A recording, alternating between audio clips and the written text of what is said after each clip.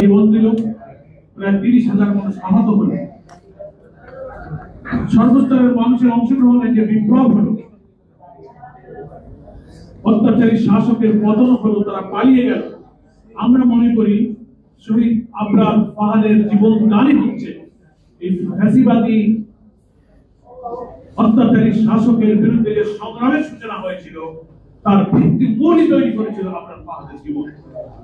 আবরার ফাহাদের জীবনই হচ্ছে, তার শাহাদাতই হচ্ছে, তার আত্মদানই হচ্ছে। কিন্তু ধারাবাহিকভাবে বিশ্লেষণ করলে ফ্যাসিবাদ বিরোধী আন্দোলনের এই তৈরি করেছিল। কুয়েতের এত বড় মেধাবী ছাত্র, তার জীবনটা কিভাবে কেড়ে নেওয়া হয়েছে সেই সময় পত্রপত্রিকা গণমাধ্যমে আপনারা দেখেছেন কি তার অপরাধ ছিল। সেই সময় ভারতীয় আধিপত্যবাদ বাংলাদেশের পানি, বিদ্যুৎ, কয়লা, নানান সম্পদ যেভাবে লুটে দিচ্ছিল এবং যে বৈষম্য করছিল ভারত বাংলাদেশ অসম চুক্তির বিরুদ্ধে তারপর থেকে তার উপরে নিশ্চুপ ভাবে ছাত্রলীগের ছেলেরা কুয়েতের শেরেবাংলা হলে তার উপরে নির্মম নির্যাতন, আপনাদের উপরে নিষ্ঠুর নির্যাতনের ওই কাহিনী যারা পড়েছেন দেখেছেন, চোখে পানি রাখতে পারেননি। দেশের সেরা বিদ্যাপীঠ কুয়েতের একটা মেধাবী ছাত্রকে, সেই বিদ্যাপীঠের ছাত্র তার সহকর্মী যে আপনার ফাহাদ কোন রাজনৈতিক দল বা কোন ছাত্র সংগঠনের জড়িত ছিল না, সে নামাজ পড়ত, চলাফেরা তাকে মনে হতো শিবির করে। সে সময় সারা বাংলাদেশে রাজনীতির একটা ট্যাগ লাগানো শুরু হয়েছিল, একটু নামাজি, একটু ভালো ছেলে, চলতে গেলে তার টাকনুর উপরে কাপড়, তাহলে তুমি শিবির করো। হলের মধ্যে সকালে কোরআন পড়ো, জামাতে নামাজে যাও, লোকদের নামাজে রাখো, তাহলে তুমি শিবির। বিশ্বজিৎকে হত্যা করেছে তা হিন্দু ছিলেন, তাকে হত্যা করেছে তাও বলে শিবির সত্য, সে বলেছে আমি তাও তাকে ক্ষমা। তো আবরার ফাহাদের যতটুকু জানা গেছে সে কোনো ছাত্র সংগঠনের ছিল না। দেশপ্রেমিক মেধাবী ছাত্র হিসেবে ভারতীয় আধিপত্যবাদকে সে কখনো বরদাস্ত করেনি। বিস্তার পানি নিয়ে এসে লিখেছিল, ফেনী নদী থেকে আমাদের পানি নিয়ে যাবে ভারত, আমাদের গ্যাস নিয়ে যাওয়া।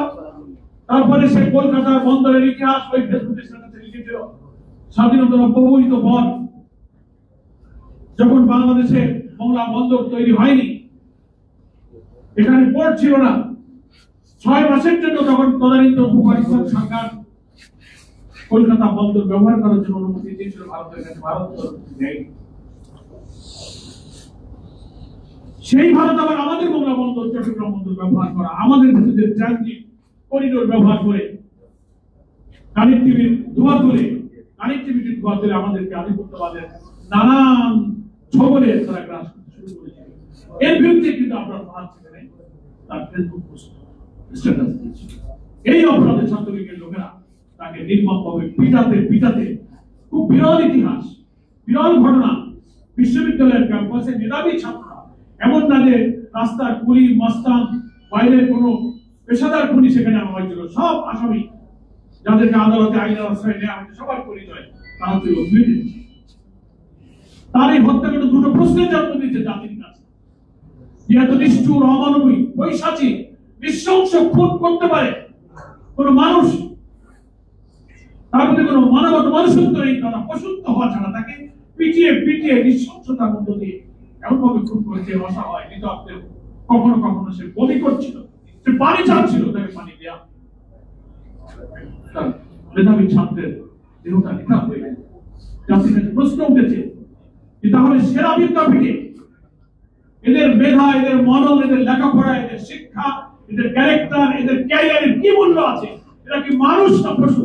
এতে প্রশ্ন ওঠে বাংলাদেশের বিদ্যমান শিক্ষা ব্যবস্থা, যত ঢাকা বিশ্ববিদ্যালয় হোক, কুয়েট হোক, যে কোনো ইউনিভার্সিটি হোক, নৈতিক চরিত্র, ইসলামের সুশিক্ষা ছাড়া কোন সেকুলার শিক্ষা যে মানুষ তৈরি করতে পারে না, পশু তৈরি হয়, তার প্রমাণ হচ্ছে আপনাদের সম্মানিত সুদীবৃন্দ। আপনাদের হত্যাকাণ্ডের মধ্য দিয়ে জাতির কাছে আজকে নতুন প্রশ্ন এসেছে, এই শিক্ষা ব্যবস্থা কোনদিন মানুষ তৈরি করতে পারে? শিক্ষা প্রতিষ্ঠান, শিক্ষক মানুষ তৈরি করবে যার মধ্যে মোরালিটি থাকবে, চরিত্র থাকবে। শিক্ষার সংজ্ঞা সম্পর্কে ঐতিহাসিকরা বলেছেন education is the harmonious development of body, mind and soul. তার আত্মার উৎকর্ষতা হবে, মনের উৎকর্ষতা হবে। মন, দেহ এবং আত্মার সমন্বিত উন্নয়নের নামে হচ্ছে শিক্ষা। সেই উন্নয়ন যদি বুয়েটের ছেলেদের হয়ে থাকতো, তারই সহপাঠী, তারই রুমমেটকে কিভাবে পিটকে তার মায়ের কোলটা খালি করে দিল, না একটু মায়া লাগলো না। এই জন্য আজকে তার এই শাহাদাত দিবসে মহান আল্লাহ তাআলার কাছে আমরা দোয়া করি, তিনি দেশের জন্য, জাতির জন্য, জাতির আজাদির জন্য, আধিপত্যবাদের হাত থেকে দেশকে মুক্ত করার জন্য তিনি সাহসী, অকুতভয়, মৃত্যু ভয় চেতনা নিয়ে ফেসবুকে স্ট্যাটাস দিয়েছিল। আল্লাহ তার এই ত্যাগকে যেন শাহাদাতের মর্যাদা দিয়ে কবুল করে নেন। আমাদের গর্বিত পিতা মাতাকে আল্লাহ তাআলা ধৈর্য ও ইসলামুল জামিল দান করেন। সম্মানিত সুধীবৃন্দ, ভারতীয় আধিপত্যবাদ আমরা বক্তৃতায় করি, আধিপত্যবাদের কিন্তু একটা নতুন সংজ্ঞা আছে, নতুন রূপ ধারণ করছে। আমাদের অনেক বন্ধুরা বলে, তোমরা আধিপত্যবাদের বিরুদ্ধে কথা বলো, ভারতের বিরুদ্ধে কথা বলো, ভারত কি করছে? আমরা তো স্বাধীন আছে, আমাদের 47-এর সীমানা তো ঠিক আছে, লাল সবুজের পতাকা ঠিক আছে, জাতীয় সঙ্গীত ঠিক আছে। আসলে শুধু ভৌগোলিক সীমানা, জাতীয় সঙ্গীতের একটা জাতীয় পতাকাই আমাদের স্বাধীনতা নয়। আমাদের স্বাধীনতা যে আমার দেশ, আমার রাজনীতি, আমার অর্থনীতি, আমার শিক্ষা, আমার মূল্যবোধ, আমার মেধা, আমার জাতির সত্তা পরিচালনা করা, নিয়ন্ত্রণ করা, এর সমস্ত এখতিয়ার থাকবে আমাদের জনগণের। সেই স্বাধীনতা এই দেশের মানুষের নেই। আধিপত্যবাদের আসল রূপ হচ্ছে কি? আগের যুগে সাম্রাজ্যবাদ, আধিপত্যবাদ বলা হতো তাদের যারা একটা শক্তিশালী রাষ্ট্র আর একটা পাশের রাষ্ট্রকে দখল করে। যোদ্ধা, ঘোড়া, লটবহর, সৈন্যবাহিনী নিয়ে এক একটা দেশের পর দেশ জয় করতো, তাদের বলা হতো আধিপত্যবাদী, সাম্রাজ্যবাদী। সাম্রাজ্যের পর সাম্রাজ্য তারা জয় করতো, দেশ জয় করতো। এখন কিন্তু আধিপত্যবাদের এই সংজ্ঞা আর নেই। এক দেশ কিন্তু আরেক দেশকে জয় করে নেবে না, তারা সেই দেশেই থাকবে। দিল্লির মসনদে বসে তারা এমন শাসক এখানে বসাবে, এমন রাজনীতি এখানে করাবে, এমন অর্থনীতি এখানে চালাবে, এমন বাজার তারা বানাবে, এমন ফরেন পলিসি তারা করাবে, ওখানে থেকে রিমোট কন্ট্রোল করবে, চলতে হবে তাদের কথায়। এটাই হচ্ছে এক ধরনের আধিপত্যবাদ। আমরা তার সন্তুষ্ট হয়ে যাই যে না আমরা তো ঠিকই আছি, না আমরা ঠিক নেই। আজকে তিস্তার কারণে উত্তরাঞ্চলের কোটি কোটি মানুষ অসহায় হয়ে যাচ্ছে। আজকে আমরা তাদের 54টা নদী, বাঁধ এবং গ্রোয়েন নির্মাণ করে পানি প্রবাহ ভারত বাধা দিয়েছে, যার কারণে ফারাক্কা, তিস্তার প্রভাব আমাদের দেশকে বর্ষা মৌসুমে বন্যায় ভাসিয়ে দেয়, শুকনা মৌসুমে মরুভূমি করে দেয়, চতুর্দিক থেকে শোষণ করে নিচ্ছে। এর বিরুদ্ধে কিন্তু আমরা সে রাজনীতি করতো না, কিন্তু মেধার কারণে সে দেশের প্রতি তার দরদ জেগেছিল।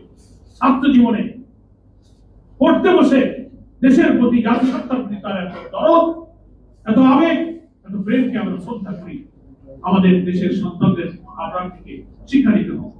ফলে আধিপত্যবাদী এই শক্তি চতুর্দিক থেকে আমাদের ঘেরাও করা আছে। ভারতের জনগণ আমাদের এখন যারা সেই দেশটা শাসন করছেন, সেই শাসকরা কখনো আমাদের দেশের সঙ্গে সৎ প্রতিবেশী সুলভ আচরণ করেন।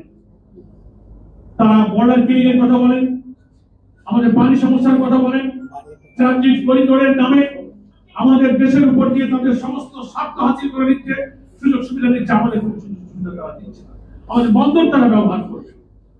এখানে বহু বড় বড় কর্পোরেট হাউসে, বড় বড় প্রতিষ্ঠানে আমরা শুনতে পাই, পত্রিকায় তথ্য পাই, হাজার হাজার ভারতীয় অনুচর তারা এখনো কর্মরত আছে। এগুলোকে আইডেন্টিফাই করা হচ্ছে। সব শিক্ষা প্রতিষ্ঠানে, সচিবালয়ে, বিশ্ববিদ্যালয়ে, মিডিয়াতে গুরুত্বপূর্ণ কি পয়েন্টগুলোতে আধিপত্যবাদের দোসররা ঘাপটি মেরে পড়ে আছে। এত বড় ফ্যাসিস্ট রেজিমের বিদায়ের পরও আজকে প্রশাসন, রাজনীতি কন্ট্রোল হচ্ছে পরাশক্তি এমন ভাবে। কথায় কথায় এক শ্রেণীর সুশীল সমাজ বলে যে ইনক্লুসিভ আওয়ামী লীগ, রিফাইন্ড আওয়ামী লীগ, অংশগ্রহণমূলক নির্বাচনের নামে আবার আওয়ামী লীগকে তারা নির্বাচনে এবার আনতে চায়। আমরা পরিষ্কার বলতে চাই, আধিপত্যবাদী ভারত